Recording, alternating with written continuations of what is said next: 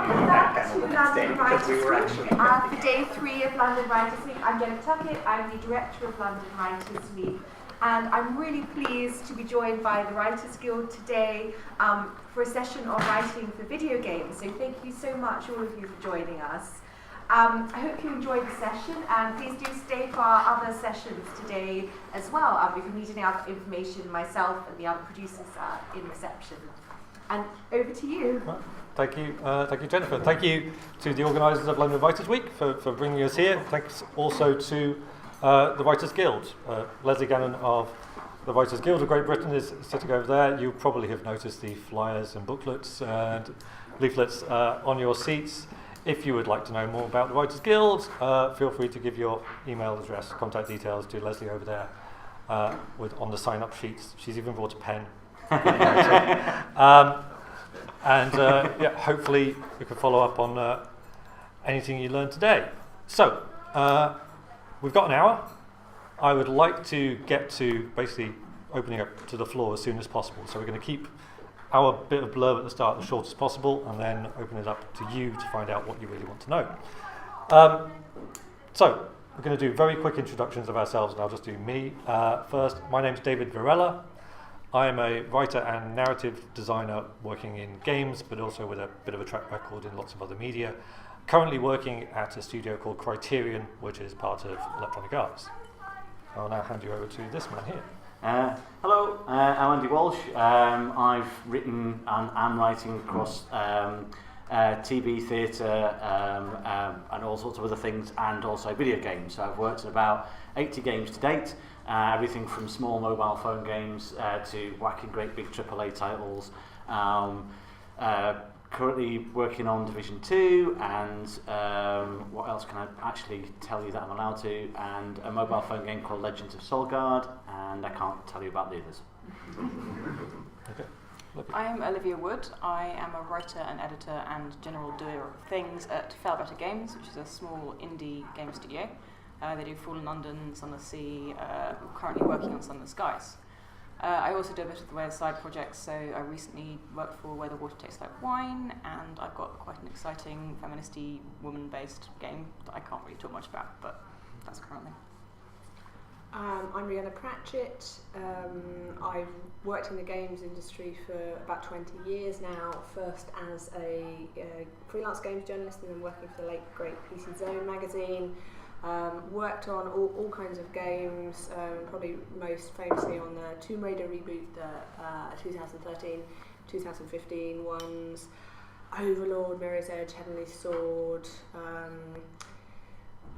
I worked with Andy on Prince of Persia, he worked with me on Heavenly Sword. I'm currently working on a little indie game called Lost Words. I'm doing more of my work in film and TV at the moment, so I'm working for Film 4 and Big Talk. So that's who we are at the moment. First thing I'd like to, one thing I should mention is we are recording this session, hence the cables all over the floor. Hope you're all okay with that. Also, I forgot to warn you, there will be swearing. Thank God you said that. Now it might not be, but disappointment. There fucking will. Okay. No, writers, we're talking about money and work. There's going to be swearing.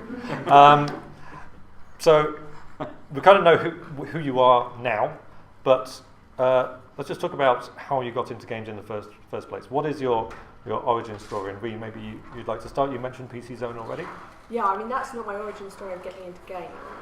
So I got into games when I was about 6 years old, and my dad brought home a ZX81, which was an very old black and white machine, and he said I was quite scared of the games on it at the start, because I've never seen anything like it. And it was a little sort of pixelated man running around a pixelated maze, being chased by pixelated crabby creatures, and I found that a bit very scary until I realised that you could get a pixelated sword and fight back against the pixelated crabby creatures, and that lit a flame in me, I think. And I would get his hand-me-down games, so he would play them first, and I would get them, and I would get his old machines.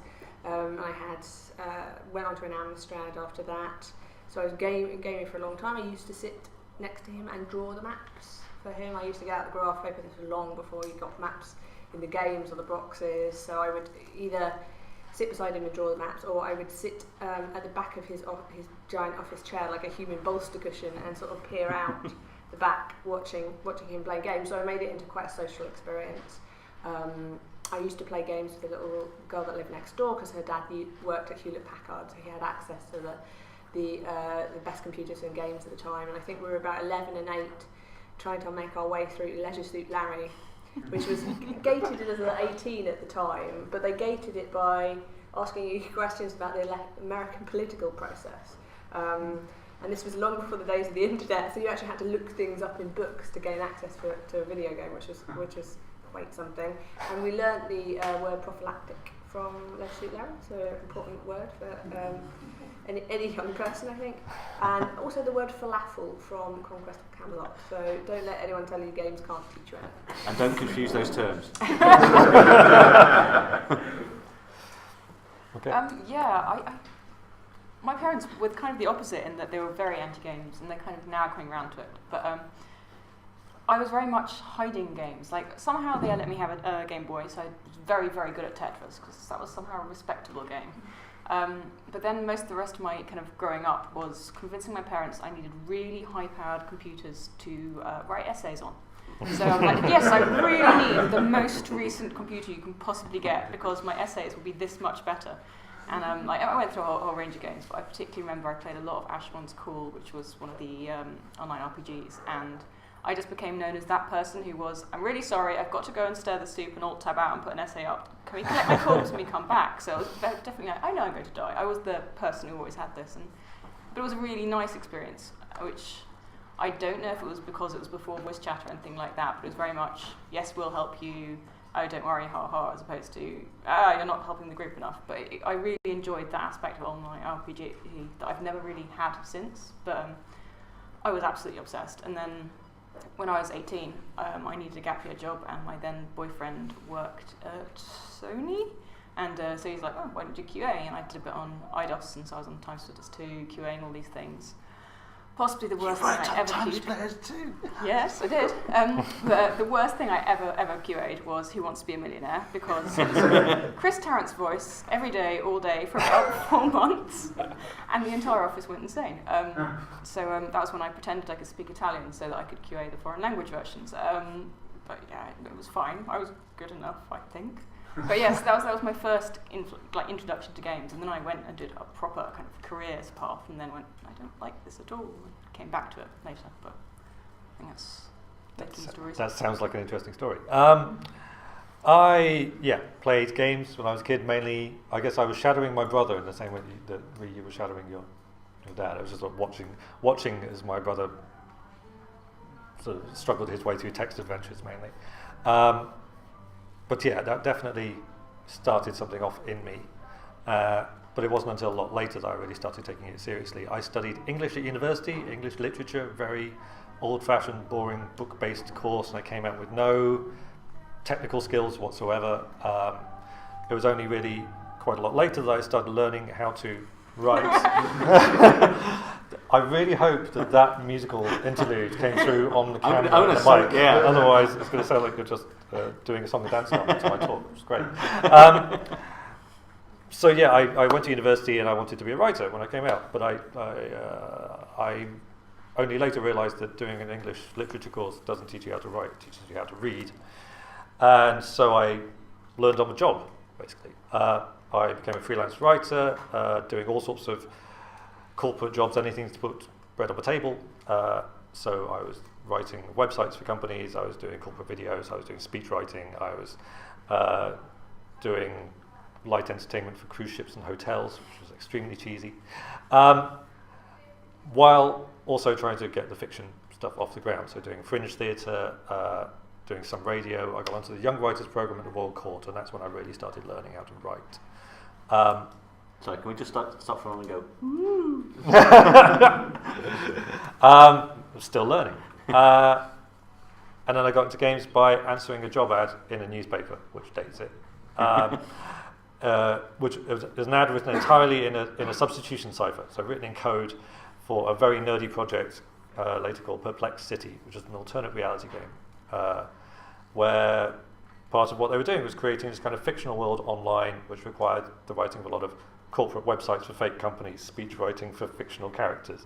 So all the stuff that I've been doing as corporate work sort of blended in with fiction for the first time, and I was able to create a fictional world using the skills that I've been building up as a more broadly based freelance writer. I worked on that for 18 months, and from then on I kind of had the bug and was determined to do more games work, so I just tried to pick up any games work I could while still putting bread on the table with the corporate stuff, and gradually that balance has shifted, so I'm doing more and more game stuff, less and less corporate stuff, until now I'm at Criterion, which makes it all sound like a very neat journey, but it wasn't. Did Olivia and I answer this wrong? Because I interpreted how you get into games. Emotionally. Right, okay. How did you get introduced to games? Sorry. We can go back and do you want to carry on? Sorry. No, I don't want to take up time. No. Yeah, well, do you want to do your origin story in whatever way you feel fit? I think it's a really cool way to talk about it, because it segues into, if you're just in the room because you think video games is a way to make money, then you should probably leave now, because you're picking up already the fact that the people that are doing the job are doing it because they're passionate about games and writing and games. Video games writing is both of those things, and with most writing you need to be in love and passionate about the medium as well as the writing side of it.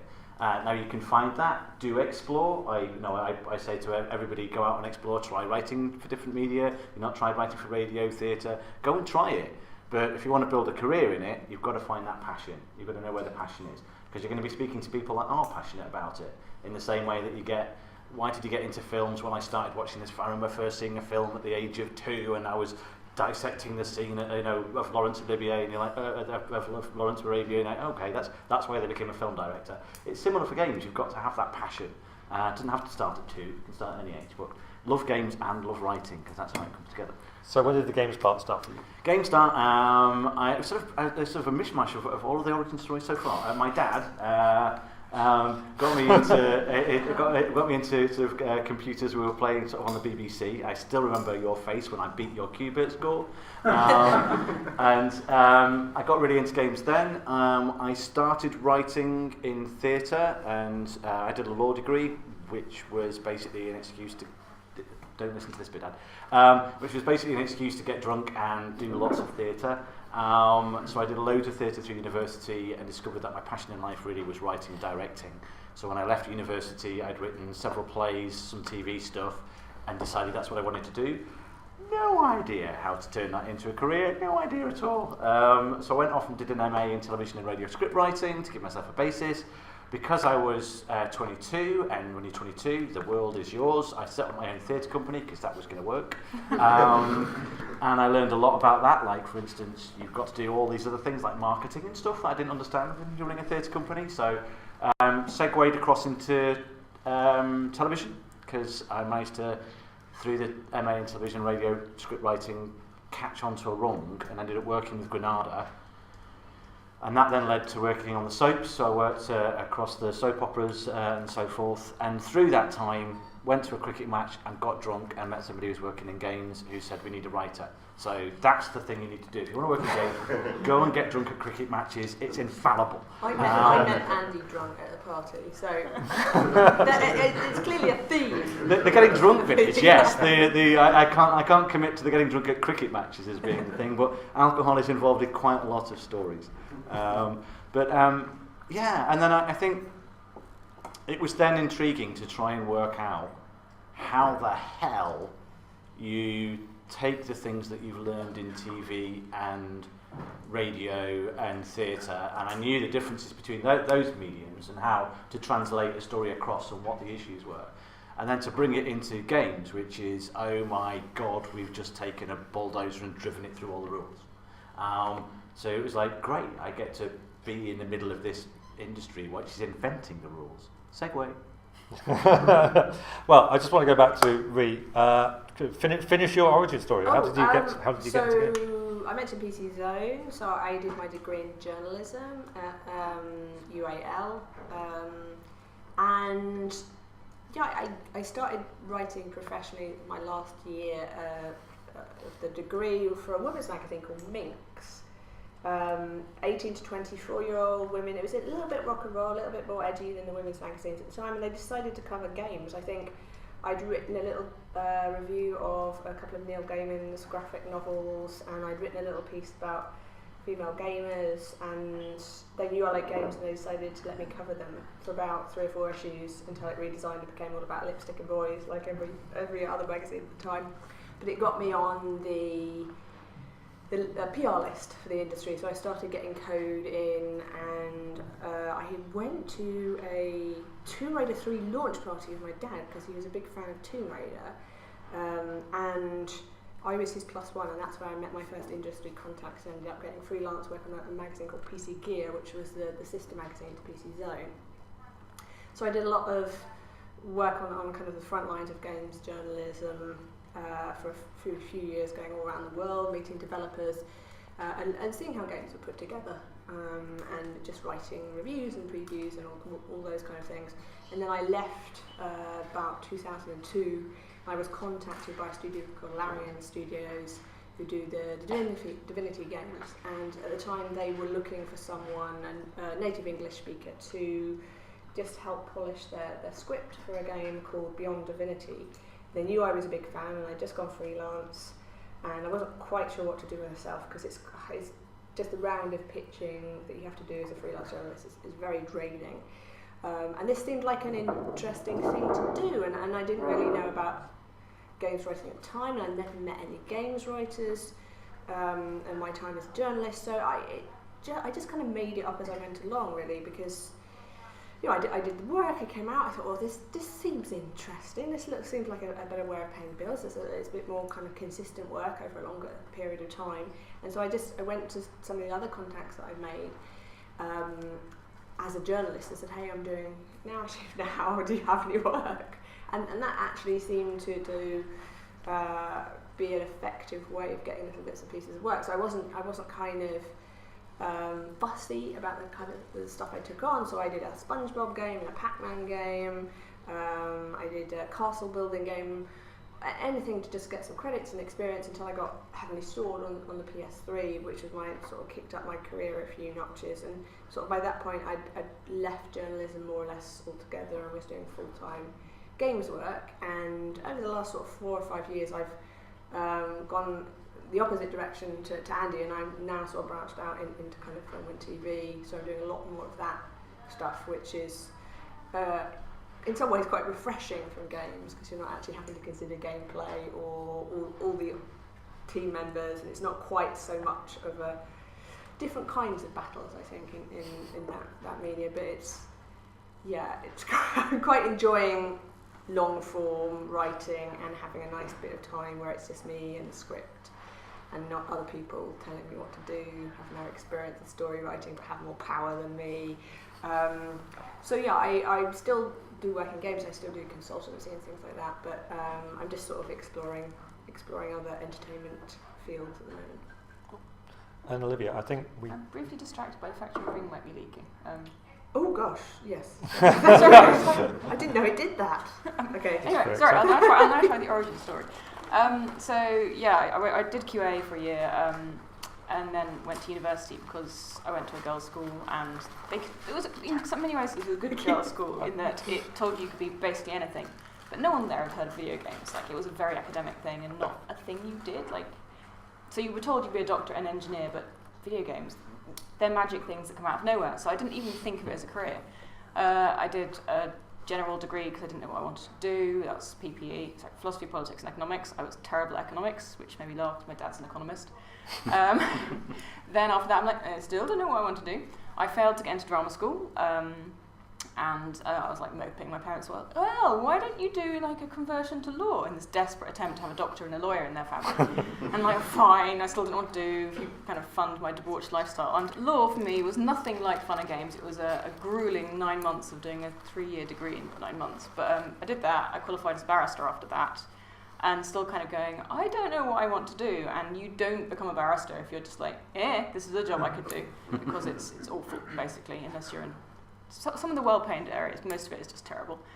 So I kind of left that and went, I have no idea what I want to do. I like reading, I like games, I'm going to just wander around trying to find jobs. So I did temping, I worked in the property industry for 6 months, and then there was a big crash. I was like, oh, well, that was nice, because it paid quite well. And then I just ended up editing medical journals in a horrible converted church somewhere in South London, and it was this awful, like, third-rate medical journal, because, like, all the stuff, like, it was just not good. And then marketing were trying to get me to insert things. I'm just like, this is probably not legal because this is medical recommendations and you're, don't do this. So eventually I was just hating it, and I've been saving up desperately so I could go freelance, i.e. leave, and no idea what to do. And the day I went freelance, I got a phone call from Glance who said, we've got this proofreading from you. And that came from being on Twitter and just shouting at them going, I'm an amazing editor, give me some work please, And it kind of worked, because that was the time when Twitter was genuinely a way of connecting with people. And so it was like the sign that this was working. And so I got lots of work with Glance, and I kind of became their freelancer. So I was almost kind of unofficially owned by them. And it was really good fun, but it was always editing and badly paid, because publishing is kind of awful. And the entire time I've been doing the medical journals, doing the editing for Glance, I've been playing Fallen London, which is the Fail Better browser game. And every so often I would be sending a support ticket going, your writing's very good, you need an editor. A few months, your writing's very good, you need an editor. When I finally got there and saw my support tickets, I'm just like, delete. So yeah, but then they came to do the Kickstarter for Sun of the Sea, and they'd started working with freelancers for that. And I'm like, well, I'm always working with freelancers and as a freelancer, so why don't you take me on for like 2 days, see what I do, and then we'll talk? And they're like, oh fine, come in. And so I did 2 days work, producing like 29 pages of notes in the first day, and they're like, holy shit, we need an editor. So I was brought on there part-time and then full-time, and the entire time I'd gone going, I want to edit, but I also want to write. Like, so there was no false pretenses, I'm not just going to be your editor because I will go mad if I do that. And so I slowly kind of swapped to there being both. So I do all the editing, and then when there's time I get to do interesting writing pieces. But kind of like everyone else has said here, the bits where my writing has come from outside the industry, it's just been going up to people and saying, I like your stuff, give me work. And it works. Like, Where the Water Tastes Like Wine, I met Yoneman while so jet-lagged I couldn't think. I just kind of made kind of weird grunting noises at a party at him, because I was just like, I can't think, I'm going mad, I have not slept for about 4 days. And then a few days later I emailed him going, I think I talked to you, I'm very sorry, I probably wasn't coherent. I like your stuff, can I work with you? And he's like, yeah, sure. I'm like, this is how it works? So it is very much just kind of just talking to people and being nice, and it seems to kind of work. Yeah, which kind of takes us on to the next topic I wanted to cover, which was how do you make those contacts? How do you get your first job in the games industry, which I imagine is a question that is burning in the minds of several members of our audience. Andy, how would you recommend that somebody goes about getting their first job in this day and age when there's probably not ads in newspapers anymore? This was because I was getting wound up before we started, isn't it? A couple of the key things I think have come out already, apart from don't send your kid to study law because it's a waste of time, obviously. Be nice. You've got to have stamina and persistence, because a lot of people that don't get anywhere because they stop. And it really is not, no form of writing is something where you can stop. And it's not just the first job, it's the second job, the 10th job, the 20th job, the 30th job. I've been doing this for over 20 years, it doesn't stop. It gets somewhat easier because you've got a CV, so when you meet people, they at least don't go, we've got 50 people that are in the same stage with you, why do we look at you? But you're still always looking for the other jobs, and there's always other jobs that you want to do. So the things, any advice that you get about the first job, don't think that it ends there. It doesn't. That's the second, the third, the fourth, the fifth, and onwards. But being nice helps, being persistent, looking for jobs that you want to work on. Following up, this is where I was on a rant before the panel started, because there were a few talks, I've done a few talks this year, and there were a couple of talks where I know that people said, how do we get a job in the industry? And I gave them a list of things, places to go, following certain people on Twitter because they tweet out the jobs. Weirdly, if I find out about a job, I tweet it out. There's the International Game Developers Association.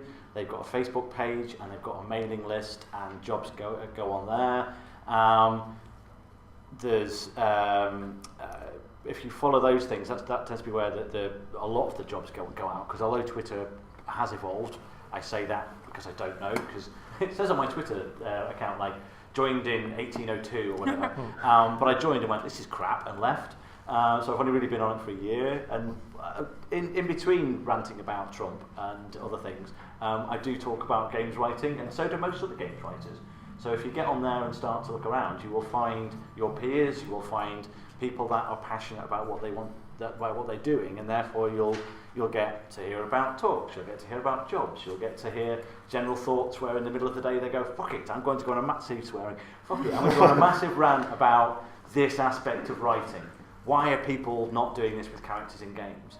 So there's lots of things out there that you could do. So social media is a good place to start. International Game Developers Association is a good place to start. And the Writers Guild of Great Britain, I've heard of, is also a good place to start, because that's a good community of writers, and obviously we're involved in video games as well. Your little rant reminded me, on Twitter, ask questions, don't tell people what they're doing wrong, because developers remember and they get cross, particularly female ones. That was just... No, that's a very good point. And, yeah, I would second Twitter, but it is obviously a mixed bag.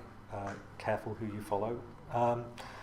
But yeah, Olivia, you were saying that Twitter has been good to you. Would you have any other recommendations for people trying to make a big break? Talk to people and be interested and enthusiastic, and there's literally no harm in telling people you love their work, because, I mean, I was hired as a fan, our deputy CEO was hired as a fan, but it's not just an ego thing. Like, our games have such deep levels of lore that we almost can't afford to hire someone who isn't already a fan of them, because the amount of time they'd have to put in, it doesn't make it worth their while.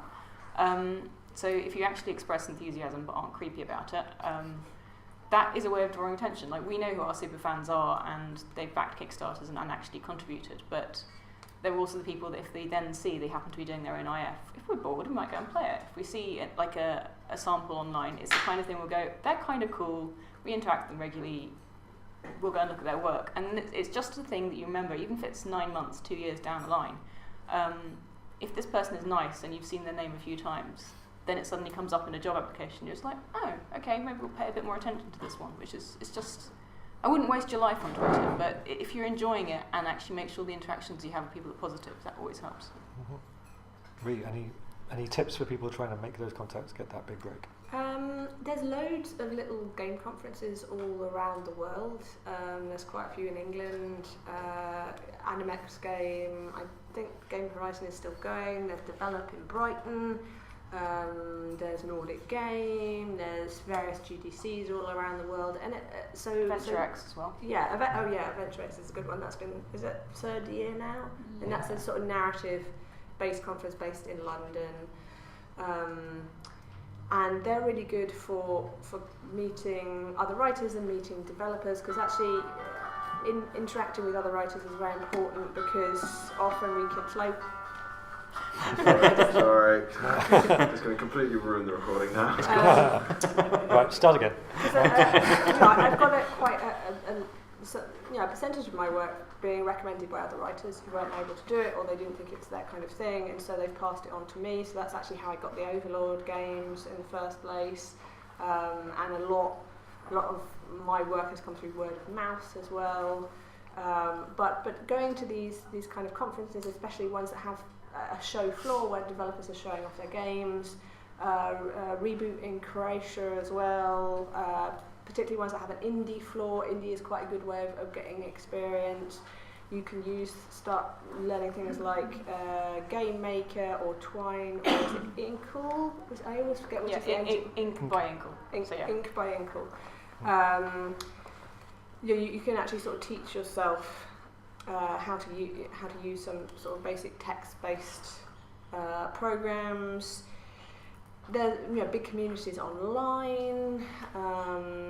Kickstarters are sometimes a good way of kind of getting in with small development projects.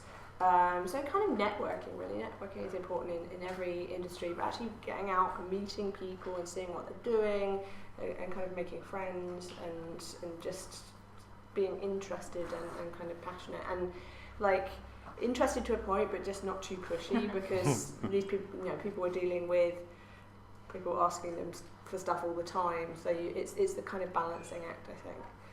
Yeah, and I'd second that. There's a wise writer once told me, be open about what you love and your people will find you.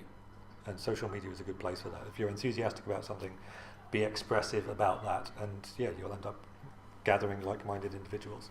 And yeah, just the point that you were making about having something to talk about. Once you've made that first step of contact, the next question is probably, so what have you done? And you need to have a kind of portfolio, and whether that's toying games or something in Game Maker, something to demonstrate that you've shown initiative and that you understand how interactive stories work, is so much better than, you know, a great script or a short story. Just to be able to show that you've already taken the first step into this kind of game making world. We're halfway through our hour now, so I'd really like to open things up to questions. Does anybody? Can I just do a very quick follow-up? Okay. Like, very quick follow-up, because I was like thinking through all that stuff there. I think the key word that you had that came out there was interaction. Surprise with games, interactive.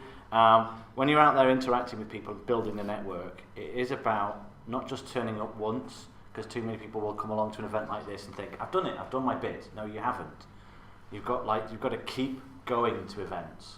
Because even if meet you today after this, it's like, how many people am I going to meet today at this event and the next event? So being memorable, you've got to keep turning up, because all of the people in here want to work in games, and if none of you have worked in games so far, you're your peers, which is a good network, so get to know each other and communicate and help each other, but you're also competition, just as we are.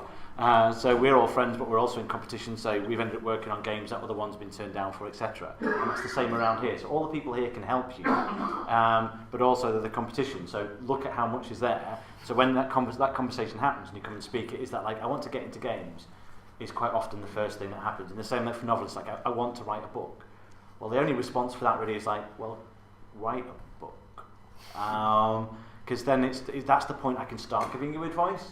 Because if you want to be, there's a difference between wanting to be a writer and being a writer, and the very first step of that is writing something and finishing something, and then the next piece and the next piece. So keep doing that. CVs, business cards, and website, all of those professional things are required. So be thinking about all of those bits as you go along. But yeah, turning up again is back to that stamina. So don't become a stalker. Don't be scary with it. But know that if you want to do this, it's the long haul. It's not turning up at this event. It's about thinking what you're doing for the next 3, 4, 5 years in terms of like things. That can start with the next few weeks. Don't panic about that. But it's like, what other events can I go to? How do I follow up on this? What are my action points coming out from this meeting? Because if you get that set of notes there, and you take them home and they go in the drawer and you don't do anything with it, then you're not going to become a games writer. It's about what you do when you leave this room. Take the next step. Rant. Hallelujah. So, in the spirit of interactivity, are there any questions from the audience? Okay, gentlemen back. Hi, yeah, the three of us here, we work for a game studio in Guildford, and we work on a live games as a service, and in an attempt to inject some law into the game, the company set up a part-time writing team, which is the three of us here that we do besides our other roles. In terms of honing our craft, I'd probably say we probably only advertise ourselves as enthusiast writers. I've read the likes of John Truby and John York, but in terms of honing our craft, what experiences have you had in terms of the challenges that you faced for writing specifically for games? It's interesting how many people from other media suddenly get interested in video games when there's cash, not mentioning which one of those two people that might be. But yeah, do you have any tips for honing your craft, particularly in games specifically? Read those books that are written by people working in games, because both of those people are valid and they have experience in certain media. Neither of them are particularly experienced in games.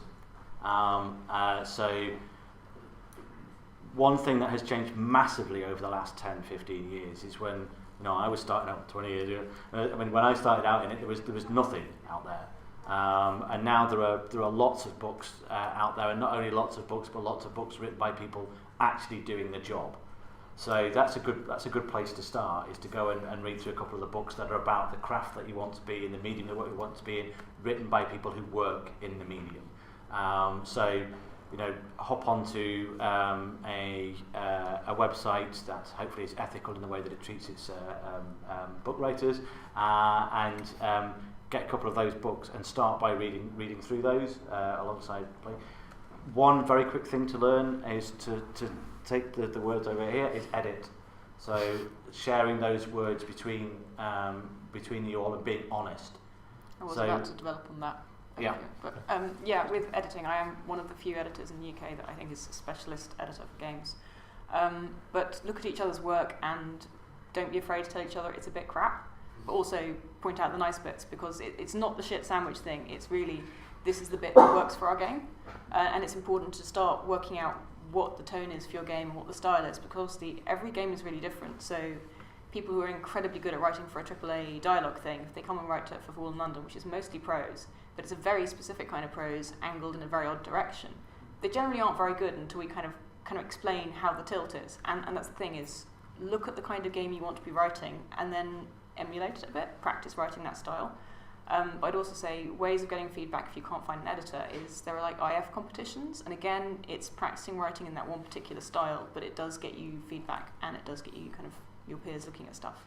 And you can do IF quite fast because it's not requiring engines and that, you just got ink and twine. And ask the company if they'll send you on a weekend course, and find one which is a practical course where you're going to be able to write and review, because if they're getting you to do that, then they should hopefully get you to do it well. So find a course that involves feedback, because then you're learning to edit and you're learning to take the criticism, because you're going to get a lot of criticism. Everything you do, someone will hate vocally.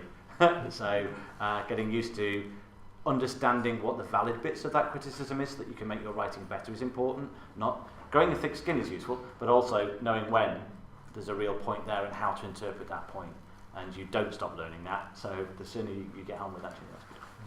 The IGDA Writers SIG actually has produced a couple, 2 or 3 books, I think. So if you go to igda.org/writing, I think the books are linked on there. So that's all been done by IGDA members who are all they're either in-house writers or they're freelance writers, and it covers all aspects of games writing. So there are a lot of games books out there. I don't know if Arvin still do game courses. It's every couple of years, so it's not something you can really rely on.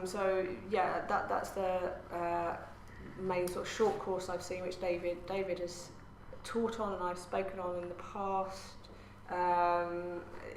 In the future, see if you can maybe get your company to send you to, Adventure X would be good in London, or even better than that would be the Narrative Summit at GDC in San Francisco, which is 2 days of people like us talking about the work we've done, the problems we've encountered, how we'd solve them, and it really is the sort of the top people in games narrative talking about their projects, and there's a lot.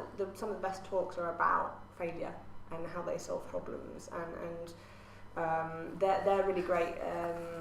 And I think we're seeing more conferences having narrative tracks, or at least having a few talks. And so making time to go along to those as well. But just hone your craft as writers. So, the books you spoke about, they're absolutely valid for talking about storytelling in a broad sense, and that is always good to know about. All kind of storytelling has a commonality, and then there's specifics for every single medium. So make sure you hone your craft as a writer, and then how you're going to apply it to games, and kind of keep networking, and that's hopefully that will help. But you will get better and better, almost invisibly to you. But the kind of more that you do it, the more you critique each other's work, the more experience you get. You will, little by little, get better, and you'll look back over a couple of years, and you won't recognise yourself. Some of it goes into the whole networking with your peers. Like I have a Slack group with a few friends that we swap jobs if we can't do them, but also we sometimes go, I have to submit this, could you look at it and tell me what bits are awful so I can fix it? And that's the thing, is be nice to people you're competing with, because they're also helping you, because ultimately we all want writing to be better within games, and there to be more writers and us to be involved earlier at the stage, and that only happens if we support each other. So share each work within your team, but also try and reach out with other teams and say, look, can you look at this, I'll look at yours, here's my feedback. Yeah, your greatest strength is actually the fact that there's 3 of you, and so you can critique each other's work, you can pass along. There's an odd number of you, so if there's a vote, there's always a tiebreaker. And with GDC and things like that, a lot of those talks are online.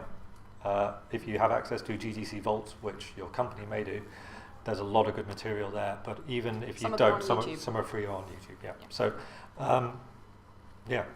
check out YouTube. Google for these things. There's a lot of good resources out there, but you are your own best resource.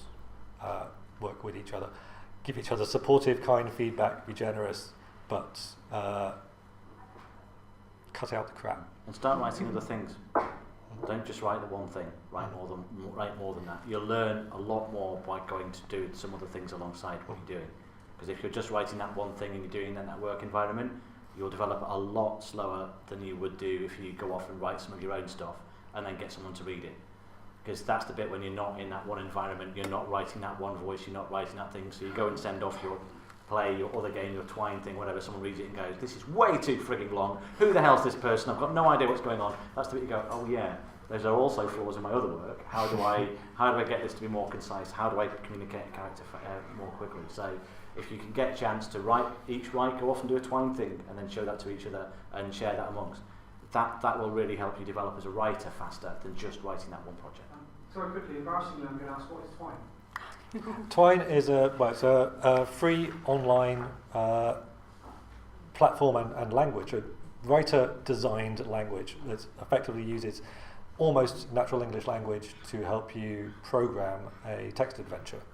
So you don't need any technical skills really.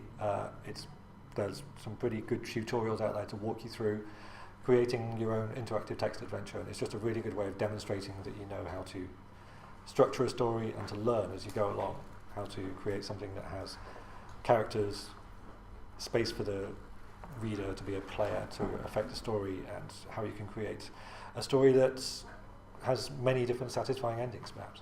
It's also a really good way to learn how to make not too many endings, because my first ever trying to teach myself games was a Twine game, and I'm like, oh, this would be a good choice, this would be a good choice, this would be a good choice. Holy shit, I've got 24 endings to write to the introduction. And I was just like, I'll shelve that, and that was a very, very fast lesson. It took me a day and a half to learn, don't do that. So it's a very quick tool for learning what mistakes not to make. Also, it's because it's free, it's relatively private, but if you do want to share things, it's a platform for publishing stuff, and you can always link to it as a nice portfolio piece that anybody can check out. So, Twine, highly recommended. Also, a thing on feedback to each other, I did do a talk for Video Brains. I can't even remember its name now, but it's one of my talks that isn't about sex. And it's about not waiting until you've finished work to show it to people, but it also talks about who you can ask for feedback and what kind of feedback's useful. So don't tell someone this is shit, but just say this didn't work for me, and this didn't work. This is my reason why I don't think it worked, but don't say, and this is how you fix it. But if you can find that, it might be a useful talk, because it's about just not getting to the point of polishing, but getting early feedback as often as possible. Yeah, there's certainly there's a whole other talk, which you may have already given, about how to give good feedback and to interpret other people's notes when you get it. But I feel like there are probably more questions in the room. So, any other questions? Oh, sorry, front row, lady here. So to do games writing, you need to understand interactivity and you need to be a good writer, and there are things in between those two that maybe you wouldn't have thought of when you started doing either of those. What about games editing? Is there something that coming into it from editing you wouldn't have thought, oh, this thing in games, this came out of nowhere, I need to... Continuity is really hard where interaction means that the story can go in different directions. I nearly broke my brain once on a book called something like Son of the Morning, which was, when I looked on Amazon to see just how long it was recently, it was something like 438 pages. And I worked out I can hold continuity about 120k words in my brain. But it suddenly diminishes, like tiny amount, as soon as there are branching narratives, because I'm like, well, I remember this happened, but did it happen on this branch? And so I think, whether you're editing or writing, making a note of things that change as a result of branches or choices so that you can track where you are as you're going through a story, because I did a line edit to see whether things actually just sound nice, but a lot of it is, did this happen for this player on this part of the story? And that's surprisingly hard to keep track of. I thought I could, because when I was doing books, I just did it in memory, but now it's just like, no, I have to take notes. Which is obvious in hindsight, but it wasn't at the time. Does anyone else have any editing tips? I think Olivia is the authority on this. So I think that might be the definitive answer you have there. So, yes, gentleman there. Sure. Out of curiosity, you guys have mentioned sort of failure and getting feedback early and learning from that. Do you have any examples that you can share of something that didn't work and what you did to sort of fix the situation? I've got better at Anyone asking for too. help. This is a thing that a lot of people in the games industry are just kind of making it up as they go along, even now. It's a very young industry. And particularly when I came in, I thought very much I was having to prove that I could do the thing already. I'm really lucky to have Chris Gardner as my boss at Fell Better, and he's really, really open with all the things he's learned. And so I will try and write something, and I'll talk to him about it. And recently I wrote something that just, I wasn't enjoying it. And I wasn't enjoying it, not in that it was hard to write, I just found that I was bored by my own writing. And so I came back to him and went, this isn't working, help. And then we just had this breakdown and discussion of how to write weird things that are interesting but not too airy, like hand-wavy, which is one of the harder aspects of fantasy. And it kind of led to everyone in the team kind of pinning down what's a really good approach to weird in this environment. And I think asking for help in a public way where you're not embarrassed about it is really, really useful, because then the entire team goes, actually, I've always done this instinctively. What is my approach? Let me break it down. And it helps even the people who know what they're doing, because they're now trying to teach. And that's kind of been most useful for me. Yeah. So. I think I'm going to tell everybody off now. We're not making up as we go along. We're way that's what writers do. We're not in terms. I make shit up every day. Not in terms of the rules of the industry. We are way past that now. We are at a point where we're doing what happens in all the rest of the industries in a same level where we're making stuff up. We are not a lesser industry. We are not making stuff up, and we need to stop talking about ourselves as if we're the Wild West. 1960s. Sorry, we said we could swear. 1960s was when gaming really was starting off. This is, yes, we're a younger industry than the others, but what has film done? After it stopped shooting static plays, it got the cut, it got the edit, wow, yeah, film's this amazing thing that no one can figure out after 100 and frigging years. But games were a much lesser thing where we've had a lot less time, and there are many more variations of structure for film. So there are still things that we're discovering as we go along, but we've got a lot of industry, we've got a lot of things that are established. Film scripts still get talked about in the same way. So I think there are still things to discover, and I'm with you on that. It's more experimental, it feels still. Like there is so much more to explore. Definitely, that's what I'm definitely. But it ends up being that sort of thing, like games writers are lesser and we're a lesser medium, which is not true. So I agree with you on we're still exploring. But when you're talking to film writers and TV writers, I think the only difference when it's talking about exploration is there's that natural thing to talk about video games where we're a step back, which just winds me up, because we're not a lesser medium. So I think first one is that don't think yourself as lesser. I totally agree with the point that you're making. Go out and explore, and I meant that as a positive thing. Sorry, but I think building on what you said there is communicating with teams, and I think that's the thing with. Every project is different, so you don't start making mistakes ever. Every project you work on, you'll make mistakes. Everything you write, you'll make mistakes, and you'll learn from those, and then it'll be different next time. But with any writing, communicating with the team is useful.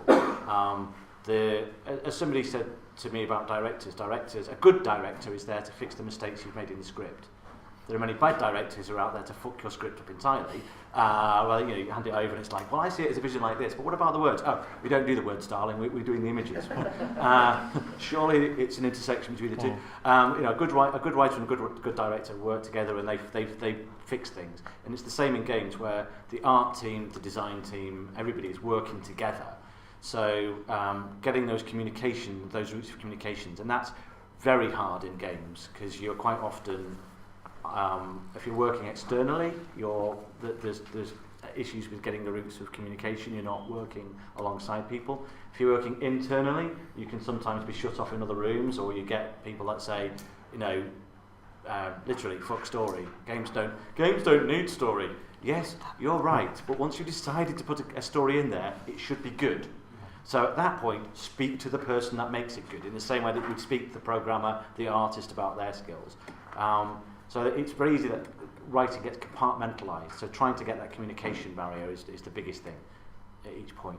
That was a whole lot of rants. I'll pass it on to somebody else to rant now. Rhi, would you like to rant about failure? That's right. I'm always happy to hear Andy ranting though. Whether there's anything, it kind of happens so often. It's just part of the process, I guess. Certainly with Tomb Raider, we had one issue, and it's sort of bigger than just the writing. In that original versions of the script didn't have so many characters dying in it, and I had to keep going back and doing what I call death drafts, where they have to kill off a character because gameplay had decided to they wanted to kill off a character because it was they wanted a particular gameplay or mechanics or level design, and so that character was going to have to die, and so it meant I had to remove them from all the scenes, and so it actually meant that the ending, which was originally quite a down ending, was like at the end of the cavalcade of death that was never supposed to be, and we were trying to sort of working themes about the difference between sacrifice and loss, and we ended up actually having to change it at the end because and make it more of an up ending because the gameplay had actually changed the tone of the narrative, and we ended up having to do changing the ending sort of at the 11th hour, and it wasn't as good as it could have been if we just had more time with it. And so the kind of solution for that was opening up the script of Rise very early on to feedback, which was in many ways hideous for a writer, because if you work in any other medium, you get a nice bit of time with you in the script and maybe an editor or a producer, and this is like opening up your kind of vomit draft to everyone to kind of give feedback. And with Rise, there was Microsoft, there was Square Enix, there was internal teams, there was external teams and external contractors, and it was just headwind of feedback all the time that was really and often contradictory feedback, and it was I think it helped us polish, but it was a very intense environment to kind of be in and just dealing with that feedback all the time. And we ended up having to really gatekeep that feedback, otherwise it was just too much, and we were having to incorporate everything, and it was kind of losing its kind of bite a bit because it was getting filtered through so many levels of feedback. So I think I kind of took from that it's good to establish your feedback sources kind of right at the start, and who you have to take feedback from politically, and whose feedback you actually have to listen to, and there'll be a few layers of that. And I think it helped in some ways. I think it allowed us to make Rise more polished, but I think the first Tomb Raider had more heart to it, and it was a little bit kind of rawer, whereas the second was more polished. So it did help. It was quite demanding on the writers, but I mean, I'm just thinking about how freelancers work and how you interact with the team, because people often talk about Tomb Raider as if I was the one who made all the terrible violent things happen to Lara Croft. I was reading some criticism of something I'd said in an interview where I talked about the tropes of women in violence in games, that women are often have violence forced upon them, violence or sexual assault, because they're kind of it's sort of seen that women must be broken down because before they can be strong again, and with men something terrible often happens to the woman so that they can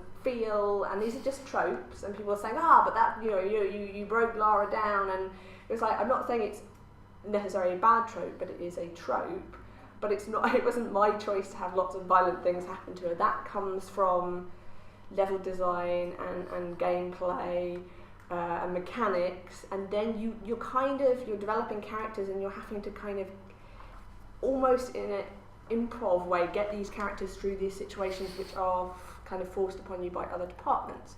And when you're writing for the screen, yeah, we talk about action equals character. Well, you have control of the action if you're working on film or TV. With games, the action is a whole different department. So they're telling you the action, and then you have to get the character there. So it's quite a strange way of doing things when you're kind of freelance, because you're creating this character, and then you have to sort of rigorously put them through these scenarios that are not of your own making, and kind of make the character's reaction be realistic and kind of emotional and hit the narrative beats that you want to, whilst also taking into consideration what everyone else wants to do, which might run completely contradictory to what narrative wants, which happened quite a lot in Tomb Raider. Yes, it often feels like narrative is struggling against action, and that the action is contrary to story. But there are rare occasions when narrative can kind of come to the rescue and help make the action make sense. One example from the company where I'm working now, but before my time, was a Star Wars X-Wing virtual reality mission, and there was a moment in it when they wanted that big Star Wars moment where a huge cruiser comes over the top of your ship, and it's an awe-inspiring moment, and there's a big musical crescendo. But they found that in VR, it was really physically disconcerting. There's a term for this, but it made people feel like it's that thing when you see a train pulling out of a station next to you, and you're not on that train, and you get a real kind of travel sickness moment because your brain can't quite figure out the relative movement. Visual displacement. It's a visual displacement thing. And they found that testers were just feeling physically quite ill at that moment, and it's like, okay, this is wrong, this is not working. Until they changed the voice acting, they basically changed the narrative moments where the pilot of the plane, you effectively, of your X-Wing, says, oh, my engines have failed, I can't move anymore. And by thinking that they were staying static rather than just being overtaken, the travel sickness was gone. Just by sort of flicking that switch in people's minds with words to the rescue. Doesn't happen often, so it's worth clinging on to those opportunities. I think it can. I mean, the communication and how the spaces work are very different in a lot of video games. One of the questions as a writer is why you want to write, and then that should then feed into the type of writing that you follow through. So, why do you want to write? What makes it tick for you? And there's a friend of mine who stayed over the last week and a half over at our place, and she's been on a mission for the last 3 years to get this one film made. And she's worked on a couple of other things, but her mission in life is getting this film made. And that's who she is as a writer and a filmmaker. That's her focus. And she's now looking at a couple of other projects and so forth, but that's what she does. Me, I've worked on about 30 different projects in that time, and I've run around, and I love solving the problems on stuff, and I love hopping between different stories and so forth. So if you're somebody that wants to tell your own stories, there are only certain sectors of the video games industry that are going to allow you to do that. Now, I would have said none only a few years ago, but the rise of a lot of sort of smaller developers and things like Twine Games and Ink Games, but also smaller companies, there is more opportunity to tell those smaller stories and niche stories and emotional stories and so forth. And the range of stories has got a lot better. But in most cases, you are hired commercially to write a story that's either been come up with already, or a setting that's already been come up with already, and you add the narrative, and you are part of the team delivering that. So if you're entering it as a visionary that's got that one story you want to tell, that's very hard to do in games. If you're entering it as it's very hard to do in any medium, but it's a lot harder to do in games. Theatre, that's what it's all about. It's about taking that vision through to the stage. Whereas in games, what will happen quite a lot of times is you're arriving at the company, and the company either says, this is the story we've got, or we've got three blokes in a rocket launcher, and these two ladies over here, and it's going to be the desert, go. And that's the bit then when you're trying to then work with what's around, and you're talking to the design team saying, what's really important to you about the design? To the art team, what's really important to you about the art? How do I then take that and turn that into a story? And that's where video games can quite often as a working day-to-day video games writer, be different from other media? Now, More I'm pronounced. very sad to say that is our hour. But this is not the end. If anybody would like to get in touch with you, Rhi, what's the best way to contact you? Twitter at Rhianna Pratchett. Anybody writing that down? Okay. Olivia? Twitter, Babelfish Wars. Fine name. Andy? Can I get me through my website, which is imagined to be named www.andrewwalsh.com, or through Twitter at English Scribe. Okay. And I'm on Twitter as @WritingStudio. Thank you all very much for coming along. Please sign up for further updates from the Writers Guild over there. Thanks again to the Guild and to Writers Week for hosting us, and for you for coming along.